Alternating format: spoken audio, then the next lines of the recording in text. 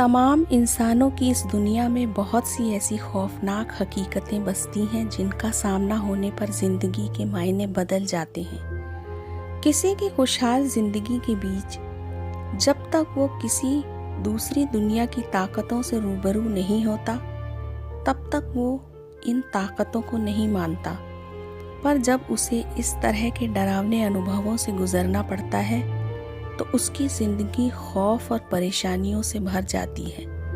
तब उसे अपनी किसी भूली बिसरी गलती का एहसास होता है और वो सोचता ही रह जाता है। तो दोस्तों, आइए आज एक ऐसी ही कहानी की तरफ चलते हैं। कहानी अब से कई साल पुरानी है। एक खुशहाल परिवार जिसमें माता पिता और उनके 2 बेटे कलकत्ता की एक पुरानी कोठी में रहते थे।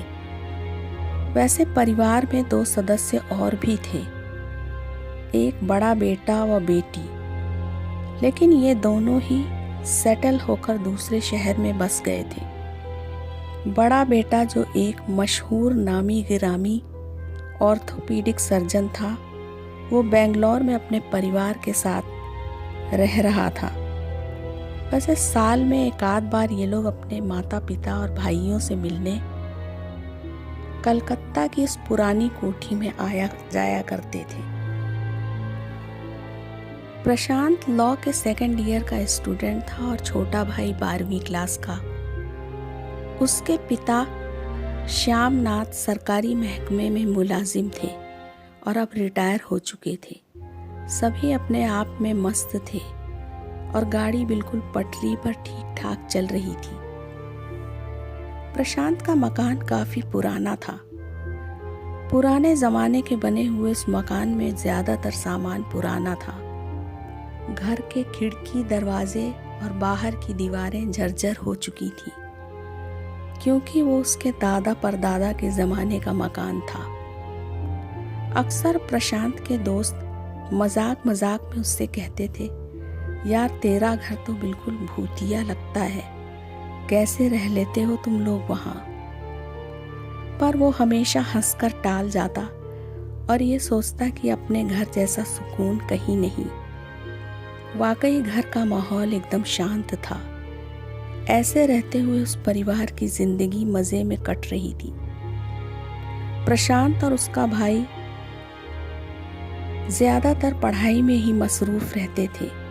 उनका ज़्यादा से ज़्यादा समय किताबों में ही लगा रहता था और समय का पता ही नहीं चलता था वो किस तरह से टाइम बीतता जा रहा है।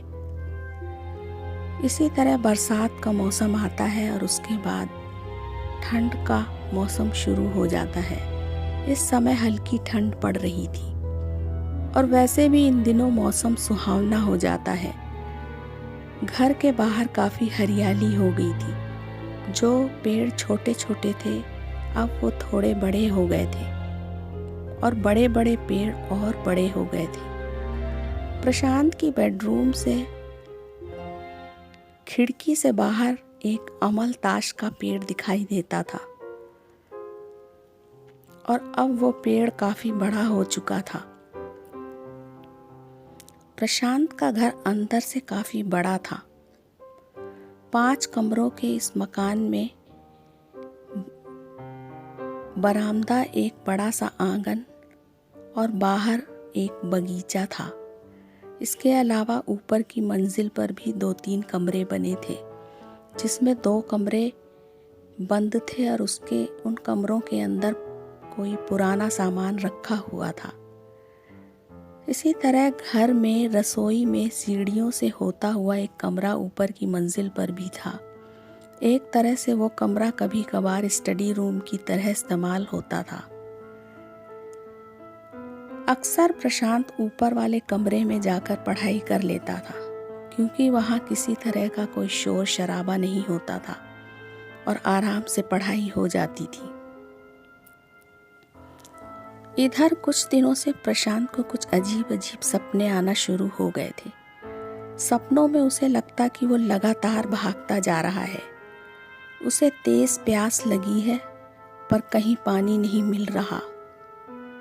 ऐसे ही कभी दिखाई देता कि वो वीरानों बियाबानों में चलता जा रहा है, चारों तरफ भटक रहा है, पर उसे अपना घर नहीं मिल रहा है। ऐसे ही बेचैन कर देने वाले सपने उसे अक्सर दिखाई देते थे। कुछ दिन तो सब ठीक रहता, पर फिर से बुरे सपने आना शुरू हो जाते। अब तो प्रशांत के पिता की तबीयत भी कुछ खराब रहने लगी थी। उनके पेट में हमेशा हल्का हल्का दर्द रहने लगा था। कुछ समय तक घरेलू इलाज के बाद डॉक्टर को दिखाया गया। 2-4 दिन दवाई लेने के बाद दर्द ठीक हो जाता और उसके बाद फिर वही दर्द शुरू हो जाता। इस तरह 2-3 डॉक्टर बदल लिए गए, पर दर्द वैसे ही बना रहा। अब प्रशांत के पिताजी काफी परेशान रहने लगे थे। इधर कुछ समय से घर का सामान भी गायब हो जाता था। जब जरूरत का कोई सामान देखा जाता तो वो घंटों तलाश करने पर भी नहीं मिलता था। बाद में सामान एक जगह से दूसरी जगह मिल जाता था। कभी कभार घर की लाइटें अपने आप बंद हो जाती और फिर अपने आप ही जल भी जाती। ऐसे लगता कि जैसे किसी ने कुछ देर मजाक करने के लिए बल्ब बंद कर दिया और उसके बाद फिर जला दिया। इसी तरह कुछ बल्ब भी अचानक कभी कभार टूटने लगे। तो ये सभी वाकई परेशान करने वाले थे। खैर, जैसे तैसे समय बीतता जा रहा था और अब आलम यह था कि बुरे सपनों के अलावा प्रशांत को रात को कभी कभी लगता कि कमरे में कोई टहल रहा है, क्योंकि पैरों के चलने की आवाज उसे अक्सर नींद से जगा दिया करती थी। कभी कभी ऐसे लगता था जैसे कोई बहुत तेज चाल में चल रहा है और कभी कभी पांव पटकने की भी आवाज आती थी। और कई बार तो ऐसा लगता था जैसे कोई चलते चलते तेजी से भाग गया, क्योंकि उसके भागने की आवाज बिल्कुल साफ सुनाई देती थी। आज घनी काली स्याह रात थी। प्रशांत को कुछ बेचैनी सी महसूस हो रही थी। गला सूख रहा था। उसने पास ही गिलास में रखे पानी को पिया और चादर ओढ़कर लेट गया। वो हल्की नींद में था। नींद में ही उसे फिर से पैरों की आवाज सुनाई दी।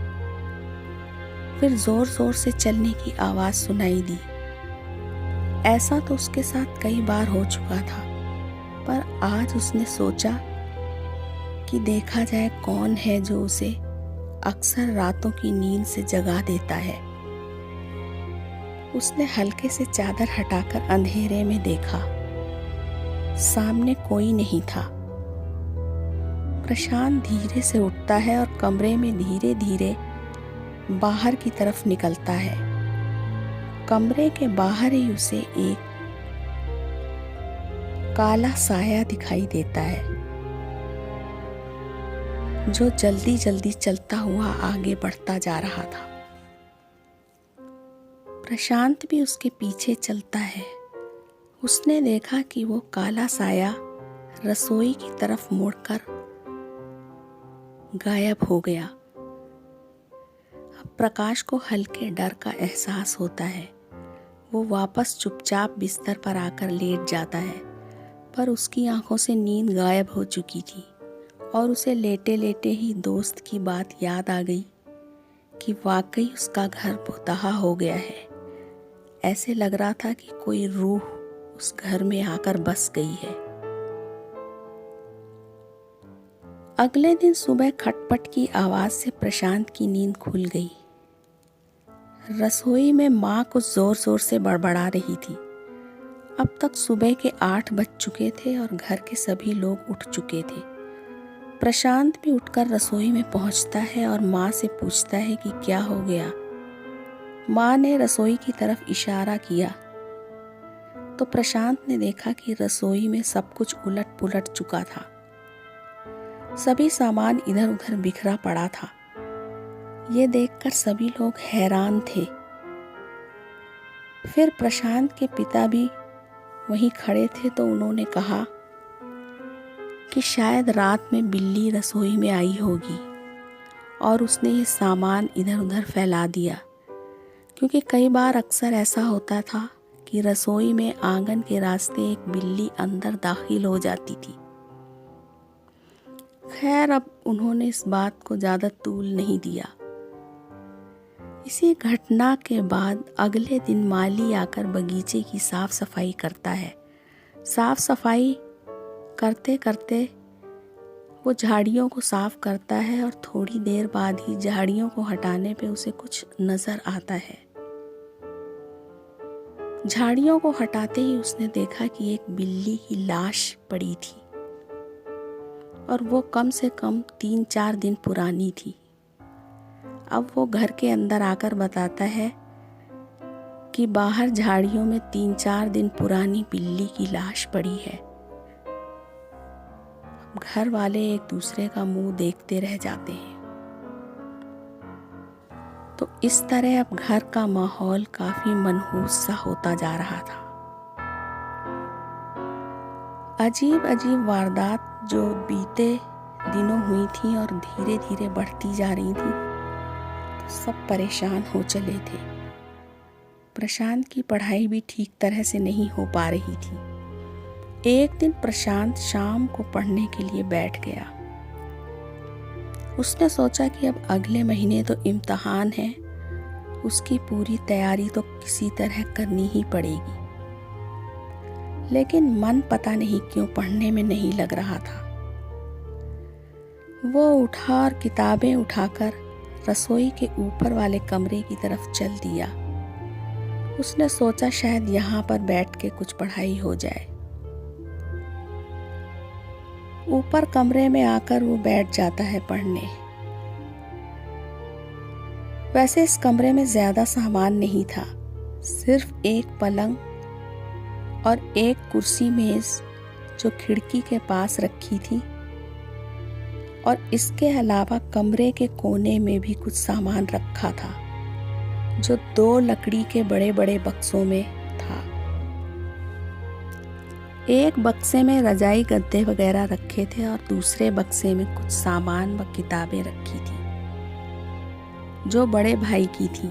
प्रशांत कुर्सी पर बैठकर पढ़ने लगा। 2-2.5 घंटे पढ़ने के बाद कुछ थकावट होने पर वो पास ही पलंग पर रजाई ओढ़कर लेट गया।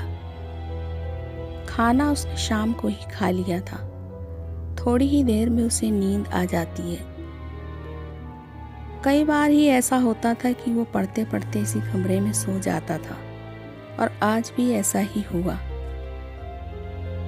लगभग आधी रात को प्रशांत का दम अचानक घुटने लगा।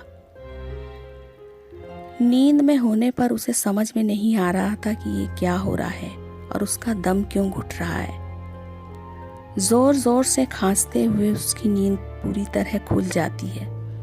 उसने झटके से रजाई हटाई। उसे चारों तरफ कुछ नजर नहीं आया।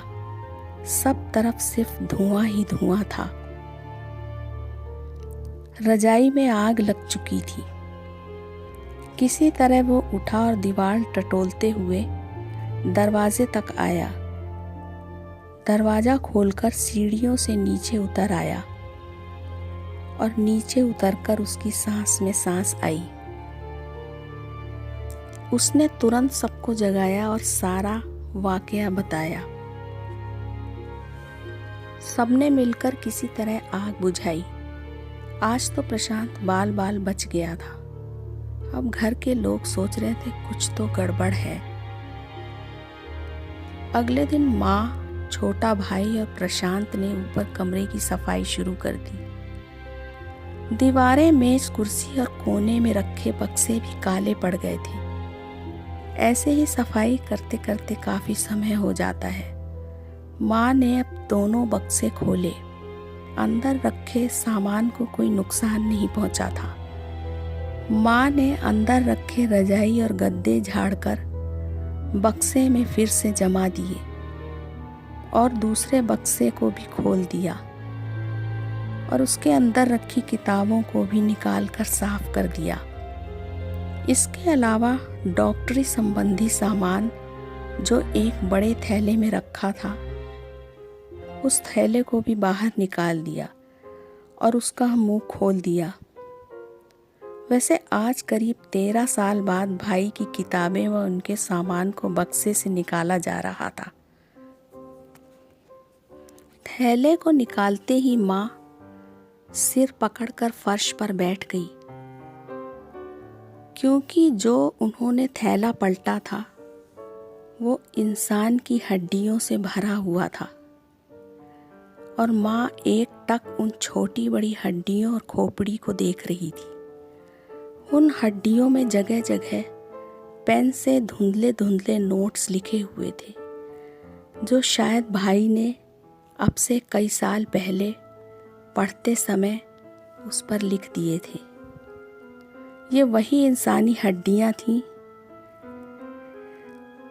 जिनको भाई ने कई साल तक पढ़कर डॉक्टरी में महारत हासिल की थी।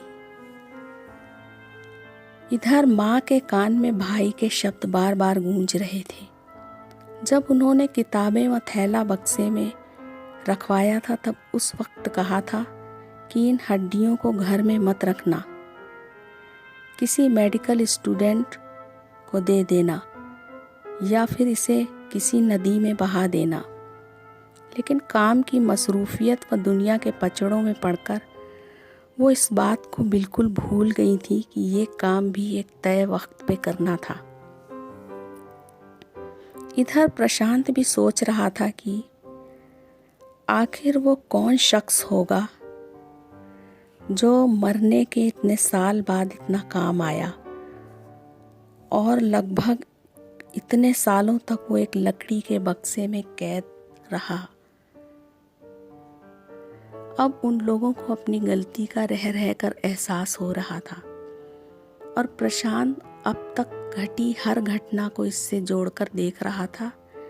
क्या वाकई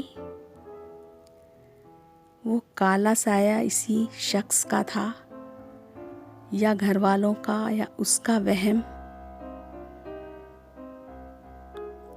लेकिन इसका उसके पास कोई जवाब नहीं था। पर उसे ऐसा लग रहा था कि शायद उसका काम पूरा हो चुका था और अब वो यहाँ नहीं रहना चाहता था, वो मुक्त होना चाह रहा था। उसी दिन शाम को प्रशांत और उसका छोटा भाई स्कूटर पर गंगा सागर की तरफ निकल पड़े। प्रशांत ने कंधे पर एक बैग में वो हड्डियों से भरा थैला टांग रखा था। शायद उस शख्स को कंधा देने वाला प्रशांत ही इस दुनिया में अकेला था। गंगा सागर के पास एक किनारे पर प्रशांत पहुंचता है जहां पर कोई और नहीं था। उसने थैले का मुंह खोलकर उसमें कुछ भारी पत्थर भी रख दिए और थैले का मुंह बांधकर उसे नदी में छोड़कर कुछ मिनट वहीं रुक गया। उसके बाद वो अपने भाई के साथ धीमे कदमों से वापस मुड़ चुका था।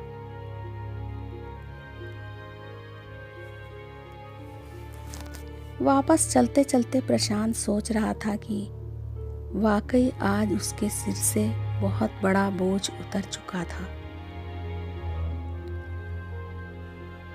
तो आज इस वाकये को बीते कई साल हो गए। प्रशांत के पिता अब इस दुनिया में नहीं रहे। पिछले साल ही वो गुजर गए थे। प्रशांत अपनी पत्नी, छोटे भाई और माँ के साथ कहीं और फ्लैट में रहता था। हाँ, जब कभी भी उस पुराने घर के पास से गुजरता तो कुछ समय तक उसके कदम वहीं ठिठक जाते थे। अब वहाँ कोठी का नामो निशान नहीं था। कई साल पहले उसके पिता ने वो कोठी किसी बिल्डर को बेच दी थी और वो परिवार समेत दूर किसी दूसरे मोहल्ले में शिफ्ट हो गए थे। अब तो बस वहाँ पर बिल्डर के बनाए हुए चमकते फ्लैट खड़े थे। बस वहाँ एक अकेला गवाह वो अमलताश का पेड़ मौजूद था, जिसने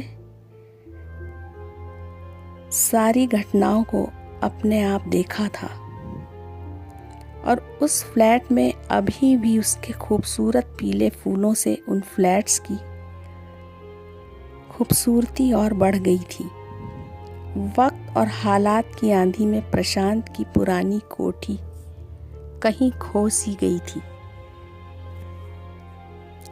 अब मैं ये कहानी यहीं ख़त्म करती हूँ। शायद आपको ये कहानी पसंद आएगी, ऐसी मुझे उम्मीद है। और दोस्तों, आपको मेरी पिछली कहानियाँ पसंद आई, इसका बहुत बहुत शुक्रिया। मेरे एहसास चैनल को लाइक और अपने दोस्तों को शेयर ज़रूर करिएगा। जिन्होंने चैनल अभी तक सब्सक्राइब नहीं किया है वो सब्सक्राइब भी कर दीजिएगा, जिससे मेरी अगली कहानी आप तक जल्द पहुंच सके। अगली बार एक नई और रोमांचक कहानी के साथ फिर हाजिर होंगी। तब तक के लिए मुझे इजाज़त।